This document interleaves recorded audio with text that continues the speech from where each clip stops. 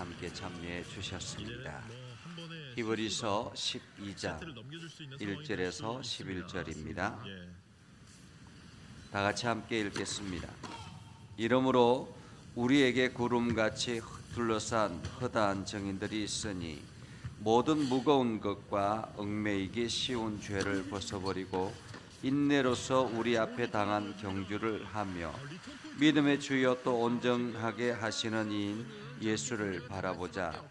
그는 그 앞에 있는 기쁨을 위하여 십자가를 참으사 부끄러움을 개의치 아니하시더니 하나님 보좌 우편에 앉으셨느니라. 너희가 피곤하여 낙심하지 않기 위하여 죄인들이 이같이 자기에게 거역한 일을 참으신 일을 생각하라. 너희가 죄와 싸우되 아직 피 흘리기까지는 대항하지 아니하고 또 아들들에게 권하는 것 같이 너희에게 권면하신 말씀도 잊었도다. 일러서되 내 아들아 주의 징계하심을 경히 여기지 말며 그에게 꾸지람을 받을 때에 낙심하지 말라. 주께서 그 사랑하시는 자를 징계하시고 그가 받아들이시는 아들마다 채찍질 하심이라 하였으니 너희가 참음은 징계를 받기 위함이라. 하나님의 아들과 같이 너희를 대우하시나니 어찌 아버지가 징계하지 않는 아들이 있으리요. 징계는 다 받는 것이거늘 너희가 없으면 사생자요 친아들이 아니니라. 또 우리 육신의 아버지가 우리를 징계하여도 공경하거든 하물며 모든 영의 아버지께 더욱 복종하며 살려 하지 않겠느냐. 그들은 잠시 자기의 뜻대로 우리를 징계하였거니와 오직 하나님은 우리의 유익을 위하여 그의 거룩하심에 참여하게 하시느니라. 무릇 징계가 당시에는 즐거워 보이지 않고 슬퍼 보이나 후에 그로 말미암아 연단받은 자들은 의와 평강의 열매를 맺느니라. 아멘. 오늘도 하나님의 은혜가 여러분의 삶 가운데 가득하기를 바랍니다. 여러분들이 하는 모든 일들이 주의 은혜 가운데 있기를 주님의 이름으로 축복합니다. 우리가 히브리서 11장을 보면서 믿음이 무엇인가 하는 것을 이야기를 했습니다. 믿음은 눈앞에 보여지는 것, 눈앞에 계획되어진 것, 그것이 이루어지는 것이 아니라 믿음은 바라는 것들의 실상이요 보지 못하는 것들의 증거다. 이렇게 말씀하시면서 11장에 보면 선진들이 어떻게 믿음의 길을 걸어갔는가 하는 것을 기록하고 있습니다. 선진들이 어떻게 믿음의 길을 걸어갔는가, 그들이 보이지 않는 것을 어떻게 걸어갔는가. 다시 말하면 아브라함이 믿음의 길을 걸을 때 하나님의 약속만 붙들고 갔지 계획되고 준비된 것을 걸어간 것은 아니었다라는 것입니다. 다시 말하면 믿음은 말씀 따라서 말씀을 듣고 그 말씀 따라서 걸어가는 것이지 내가 계획하고 내가 준비하고 눈앞에 보여지는 것을 잡는 것이 아니다라는 것을 말씀하고 있죠. 그러면서 선진들의 믿음의 길을 걸어갔던 것, 그것들을 기억하라라고 말씀하셨습니다. 그러면서 오늘 1절에 보면 이렇게 말하죠. 이러므로 우리에게 구름과 같이 둘러싼 허다한 증인들이 있으니 라고 말하죠. 우리 앞에 구름과 같이 둘러싼 허다한 증인들이 있으니, 지금 히브리서 기자가 지금 우리 주변에도 이와 같이 수많은 증인들이 있다라고 말하고 있습니다. 수많은 증인들이 있다. 이 증인들은 무엇으로 증언을 하고 있을까요? 이 증인들은 무엇으로 지금 믿음의 길을 증언하고 있을까? 그들은 말로 하는 것이 아니라 행동으로, 삶으로 증언하고 있다라는 것입니다. 다시 말하면 믿음은 말하는 것이 아니라 행동하는 것입니다. 믿음은 말하는 것이 아니라 삶으로 보여지는 것입니다. 이 내 삶을 통해서 내 삶을 모습을 보면서 사람들이 야, 믿음은 저렇게 걸어가는 거구나 하는 것을 알게 되는 것이죠.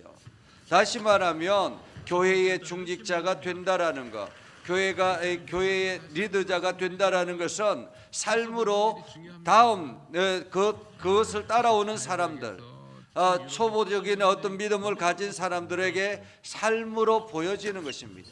자꾸만 내가 말로 어떻게 가르치려고 하는 것이 아니라 삶으로 보여지는 것입니다. 이것이 바로 믿음의 증인들이다라는 것입니다. 그러한 믿음의 증인들이 우리 주변에 엄청나게 많다라는 것입니다. 그런데 지금 오늘 이 히브리서 기자가 이 편지를 쓰시는 이유는 무엇인가? 그것은 바로 그때 당시에 로마의 압제 아래서 고통당하는 믿음의 성도들, 그래서 엄청난 압박 속에서도 믿음을 지켜나가는 그러한 성도들, 그러한 성도들에게 믿음이 무엇인가 하는 것을 가르치기 위해서 기록하고 있다라는 것입니다. 그래서 지금 그 믿음의 성도들에게 여러분은 믿음의 길을 걸어가야 합니다. 이렇게 고난 가운데서 믿음의 길을 걸어갔던 믿음의 증인들이 있지 않습니까? 라고 말하고 있는 것이죠. 그러면 오늘 이렇게 말하고 있는 히브리서 기자가 가장 믿음의 본이 되는 것이 무엇인가, 믿음의 본을 보여주신 분이 누군가 하는 것을 오늘 2절에 말하고 있죠. 믿음의 주요 또 온전하게 하신 이인 예수를 바라보자. 예수를 바라보자. 우리가 믿음의 경주를 하며 나아갈 때에 우리의 목표는, 우리의 모델은 무엇이냐라는 것입니다. 우리의 모델은 무엇이냐, 우리가 누구를 바라보면서 믿음의 경주를 할 것인가 라는 것입니다. 교회에서 믿음의 리더자들을 바라보면서 믿음의 경주를 하지만은 그 믿음의 리더자들은 또 누구를 바라보아야 되는가 라는 것이죠. 바로 예수 그리스도를 바라보자라고 말합니다. 예수 그리스도를 바라보자. 예수 그리스도는 어떻게 믿음의 길을 걸어갔습니까? 오늘 2절에 보면 이렇게 말합니다. 기쁨을 위하여 십자가를 참으사 부끄러움을 개의치 아니하시더니 하나님 보좌 우편에 앉으셨느니라. 다시 말하면 예수 그리스도께서 이 땅에 살면서 어떤 삶을 살았습니까? 풍요롭고 안락하고 많은 것을 재물을 가득히 모아놓고 떵떵거리면서 산 것이 아니었습니다. 그는 그냥 길거리에서 그리고 끊임없이 가난하고 어려운 가운데서도 믿음의 길을 걸어가며 나아갔던 것입니다. 마지막에 죽기까지, 십자가에 죽기까지 자기 자신을 내어주신 그러한 삶이었죠. 이 땅에 보기에는 보잘것없는 인생이었습니다. 사람들이 보기에는 무가치한 인생이었습니다. 사람들이 예수 그리스도의 삶을 보면서 저렇게 살아서 되겠는가라고 생각할 정도로 참으로 처참한 인생이었습니다. 그러나 예수 그리스도는 이 땅에서의 믿음의 본을 본 것이 아니라 그가 바라본 것은 바로 그 다음에 하나님께서 주실 영광을 바라본 것입니다. 그래서 주저없이 십자가의 길을 걸어가셨던 거죠. 그리고 그 십자가를 긋고 난 뒤에 그에게 찾아온 것이 무엇이었습니까? 바로 부활과 하나님의 우편에 계시는 것이었습니다. 오늘 성경은 이야기하죠. 기쁨을 위하여 십자가를 참으사 부끄러움을 개의치 아니하더니. 예수 그리스도는 기쁨을 위하여, 기쁨이 그의 목표였던 것입니다. 영광이 그의 목표였던 것입니다. 그래서 지금 부끄러움은 개의치 않았다. 이 땅에서 부끄러움은 개의치 않았다라고 말하고 있죠. 오늘 히브리서 기자는 이야기합니다. 너희가 피곤하여 낙심하지 않기 위하여 죄인들이 이같이 자기에게 거역한 일을 참으신 일을 생각하라. 참으신 일을 생각하라. 오늘 우리는 예수를 생각해야 합니다. 예수를 생각하며 예수의 걸어가셨던 그 길을 생각하며 오늘도 우리에게 주어진 고난의 길을 찾아야 한다, 참아야 한다라는 것입니다. 그래서 오늘 5절에 보면 이렇게 말합니다. 내 아들아, 주의 징계하심을 경히 여기지 말고 그에게 꾸지람을 받을 때에 낙심하지 말라. 인생 가운데서 우리가 믿음의 경주를 할 때에 우리 인생 가운데서 징계를 두려워하지 말아야 된다라는 것입니다. 징계는 항상 우리에게 있는 것인데 오늘 성경은 이렇게 말하죠. 6절에 보면 주께서 그 사랑하시는 자를 징계하시고 그가 받아들이시는 이 아들마다 채찍질하심이라. 사실 부모가 자녀들이 바르게 잘 성장하면 징계하고 채찍질하고 혼낼 이유가 있겠습니까? 그런데 자녀들이 엉뚱한 길을 걸어가거나 혹은 자녀들이 잘못된 길을 걸어가거나 할 때는 반드시 징계하거나 채찍질하는 것이죠. 요즘같이 자녀들을 오냐오냐 하다가 이게 자기 마음대로 사회에 문제되는 그러한 사람들로 키워내는 그러한 모습을 우리는 보지 않습니까? 그래서 사회가 문제가 되고 부모는 부자인데 자녀는 마약이나 이러한 것들로 끊임없이 자기 인생을 망쳐나가는 것을 보면서도 이제 어쩌지 못하는 그러한 상태가 되어버리는 그러한 모습을 우리는 보지 않습니까? 학교에서 채찍질하지 못하게 해서 결국에는 오히려 학생이 선생을 혼내고 욕하는 그러한 시대가 되어버리지 않았습니까? 부모가 자녀를 함부로 손찌검을 할 수가 없습니다. 혼낼 수가 없습니다. 징계를 할 수가 없는 시대가 되어버렸습니다. 그렇게 사회가 되어가면서 사회는 점점 질서를 잃어가고 있다라는 것입니다. 오늘 하나님께서 우리를 징계하시는 이유는 우리가 하나님의 거룩한 백성으로 바르게 걸어가지 않기 때문에 하나님께서 우리를 징계하시는 것입니다. 왜냐하면 하나님이 우리의 하나님이시고 아버지이시기 때문에 그런 것입니다.